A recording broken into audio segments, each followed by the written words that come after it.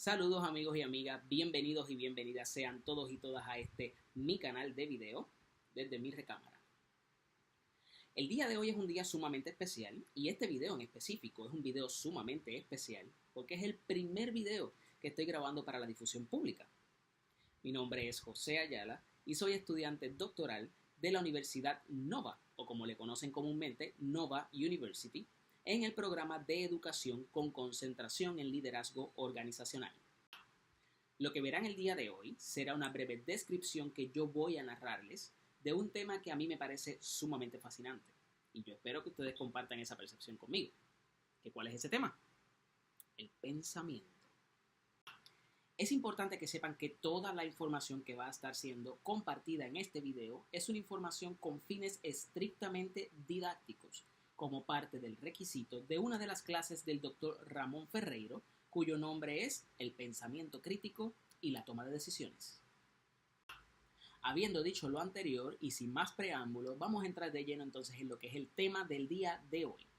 De más está decirles que obviamente por ser un tema didáctico está abierto a la crítica constructiva, así que siéntanse en la libertad de poder dejarme sus opiniones en la parte de abajo de este video. Que disfruten. Y la pregunta de los 65,000 chavitos es, ¿y qué es el pensamiento? Pues gente, el pensamiento no es otra cosa que la manera en que el cerebro reproduce e interpreta la información. Si bien los seres humanos no somos la única especie capaz de pensar, o sea, no somos la única especie capaz de recopilar información para generar nuevas ideas, sí somos la única especie que lo podemos hacer en el nivel tan complejo en que lo hacemos. Obviamente eso nos distingue de cualquier otra especie del reino animal.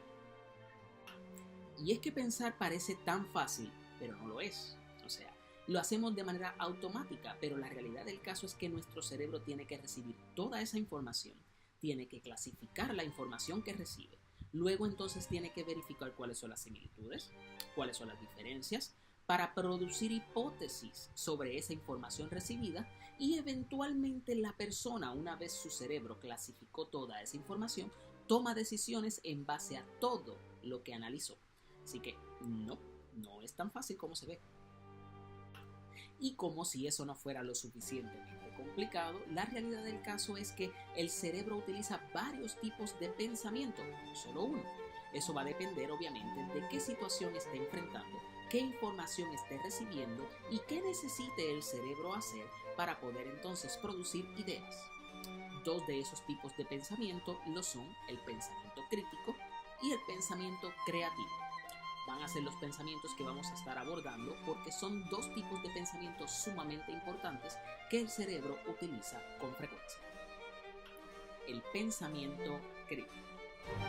Posiblemente se trata del tipo de pensamiento que más se fomenta o que más se menciona, en especial si estamos en algún ámbito educativo, lo que es la universidad, la escuela o incluso el trabajo.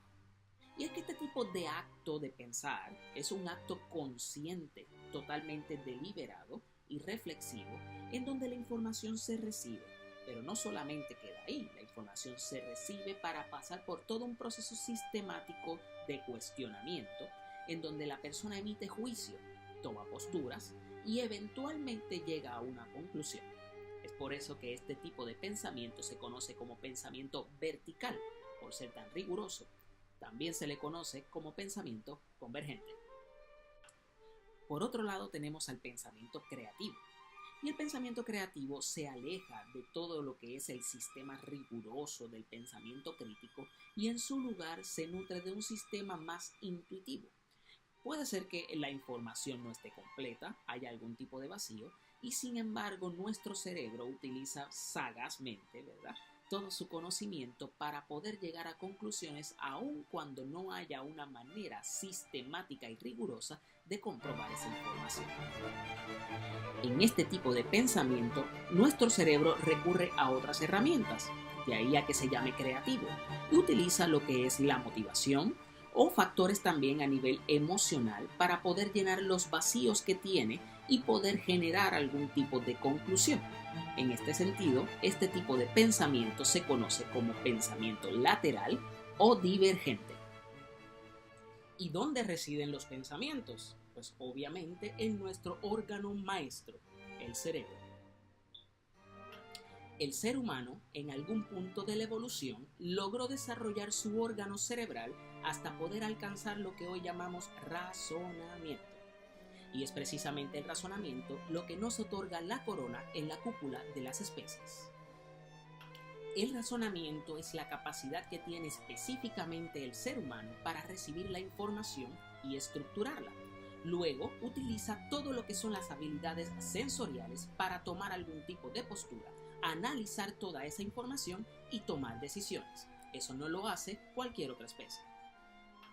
Y ya que sabemos que nuestro órgano cerebral es tan enigmático y tan potente, ¿por qué no le dedicamos un poco más de tiempo a conocerlo? Veamos. El cerebro es nuestro órgano maestro. Es el órgano encargado de liderar todo nuestro cuerpo. Este órgano utiliza el sistema nervioso central para enviar todas las señales que le indican a nuestro cuerpo qué hacer, cuándo hacerlo y cómo hacerlo. En otras palabras, este órgano se convierte en el director de la orquesta, que es nuestro cuerpo. El cerebro humano se encuentra dividido en dos hemisferios, el hemisferio derecho y el hemisferio izquierdo. Estos hemisferios del cerebro están unidos en el medio por algo que se conoce como el cuerpo calloso. Y si bien cada hemisferio tiene funciones distintas y de cierta manera independientes, la realidad del caso es que el cerebro funciona como un todo. Cada uno de estos hemisferios del cerebro está dividido a su vez en 4 partes. La primera de esas partes es el lóbulo occipital. El lóbulo occipital se encarga de todo el componente visual. Sin ese lóbulo no podríamos ver. La segunda parte serían los lóbulos temporales. Los lóbulos temporales son los encargados de todo el componente auditivo y a su vez el componente del lenguaje. Obviamente, si no pudiéramos accesar a estos lóbulos temporales, no podríamos escuchar y por ende tampoco podríamos comunicarnos. La tercera parte se trata de los lóbulos parietales. Los lóbulos parietales se encuentran en la mitad del cerebro y gracias a estos lóbulos tenemos la percepción del tacto. Podemos percibir lo que es el frío, lo que es el calor o incluso lo que es el equilibrio. Y gracias a ellos sabemos dónde estamos ubicados, porque también se encarga de la percepción espacial. Y por último, pero no menos importante, se encuentran los lóbulos frontales. Los lóbulos frontales precisamente son los que nos hacen un poco más humanos, y es que ellos se encargan de todo el proceso del comportamiento, la motivación o el control de impulsos. Si no pudiéramos accesar a los lóbulos frontales, obviamente no tendríamos nada de sociales. Y ya que conocemos las partes del cerebro, ¿por qué no exploramos un poco más los hemisferios que ya mencionamos? El hemisferio derecho es el hemisferio que se encarga de todo lo que tiene que ver con la creatividad. Este hemisferio, además, tiene en su haber la interpretación de las imágenes, la intuición, el arte e incluso el sentido del humor, cosa que a mucha gente le hace falta. El hemisferio izquierdo, por su parte, es todo lo contrario. Es muy recto y cuadriculado, porque se encarga de la organización, del control, del análisis y los números. No me encanta. El cerebro es el único órgano del cuerpo humano capaz de aprender constantemente y a su vez enseñarse a sí mismo. Esto es posible porque el cerebro es capaz de reorganizarse constantemente, esto a través de un mecanismo que se llama neuroplasticidad. Para ello, el cerebro utiliza una red de células interconectadas que se llaman neuronas. Estas neuronas comparten información a través de impulsos eléctricos o químicos. Esa interconexión entre las células llamadas neuronas se conoce como sinapsis y es precisamente lo que nos permite organizar la información y aprender de ella, porque luego de recibirla se utiliza según convenga. Resulta interesante conocer que si bien cada cerebro anatómicamente hablando es similar, realmente no son iguales. Cada cerebro es único e irrepetible. Y esto sucede porque cada persona se expone a la información de manera distinta. Todo va a depender de su nivel de educación, del nivel de crianza o de cualquier otra situación que haya ocurrido en sus vidas. Nadie, absolutamente nadie, funciona de la misma manera. Toda la información que conocemos acerca de nuestro órgano cerebral se lo debemos a unas ciencias muy específicas, las neurociencias. ¿Y qué son las neurociencias? Bueno, las neurociencias son las ciencias encargadas de estudiar el sistema nervioso y el cerebro, desde unos aspectos funcionales y estructurales. Ciertamente, el estudio del sistema nervioso o del cerebro puede ser abordado desde distintas vertientes o disciplinas. Sin embargo, el foco principal de las neurociencias siempre será esa relación trascendental entre el cerebro, el comportamiento y el aprendizaje. El comienzo de las neurociencias se dio gracias al descubrimiento de su unidad básica, la cual ya mencionamos. ¿Saben cuál es? Las neuronas. Las neuronas son células separadas entre sí, pero interconectadas. Su función principal es emitir información, recibirla y también procesarla. Las neuronas se comunican entre sí mayoritariamente a través de mensajes químicos. Estos mensajes químicos son por la producción de unas moléculas que se llaman neurotransmisores. Y si piensan que estos neurotransmisores son uno o dos, se equivocan. Son más de 100 neurotransmisores. Sin embargo, en la clasificación hay unos transmisores específicos que son más importantes que otros. Conozcámoslos. En primer lugar, tenemos a la dopamina. La dopamina es un neurotransmisor que se encarga básicamente de la motivación o el sentimiento de placer. En segundo lugar, tenemos un neurotransmisor que quizá hayan escuchado mencionar antes. Se trata de la adrenalina.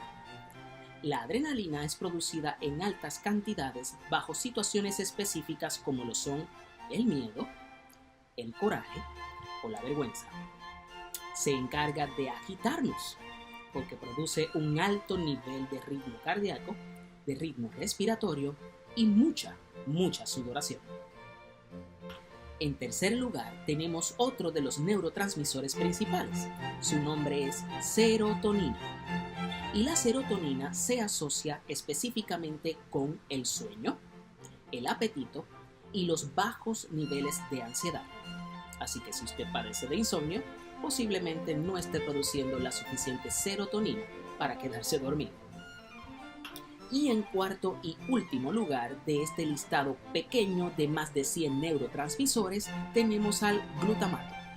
Y el glutamato es el principal mediador entre la información sensorial, cognitiva, motora para poder moverse y todo lo que tiene que ver a nivel emocional. ¿Acaso se han preguntado quién fue la persona a cargo de descubrir lo que hoy conocemos como las neuronas? ¿No? Bueno, en caso de que sí se lo hayan preguntado, se lo voy a contestar. Ese placer y honor se lo debemos al doctor Santiago Ramón y Cajal, un científico español conocido como el padre de las neurociencias.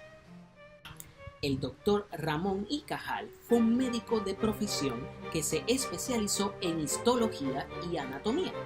La histología es el estudio de los tejidos y de su estructura microscópica.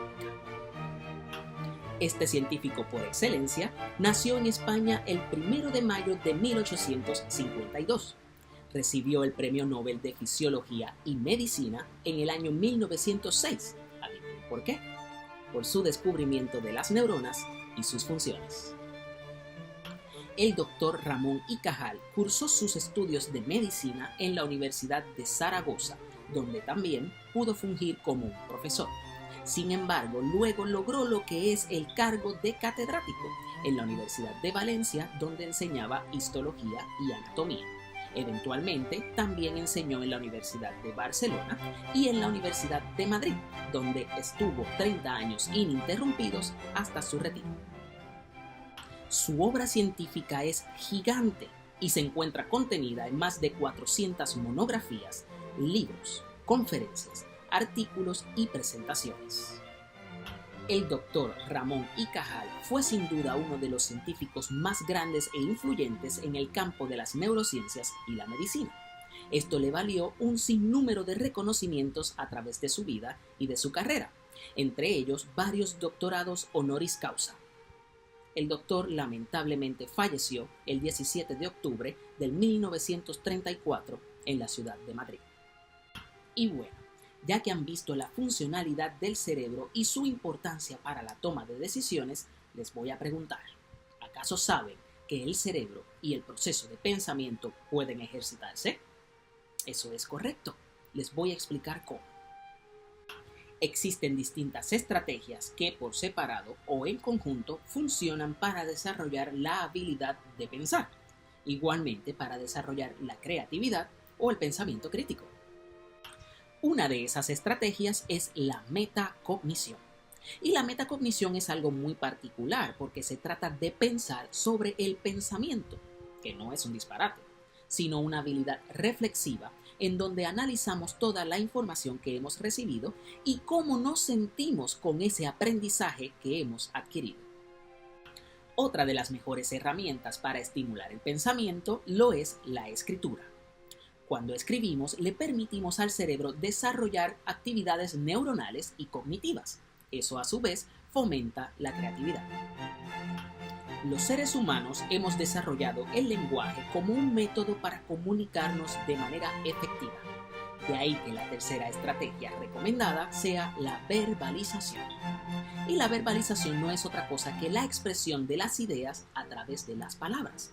Esto permite conocer la organización de nuestros pensamientos y podamos compartirlos con otras personas. Y por supuesto, ¿cómo olvidar la estrategia por excelencia para fomentar las habilidades de pensar? Se trata de la lectura. Y la lectura es una herramienta infalible para poder producir conocimiento en masa y poder almacenar ese conocimiento en nuestro cerebro. No podía faltar. Bueno, amigas y amigos, y es así como hemos llegado al final de este recorrido sobre el cerebro y los procesos del pensamiento.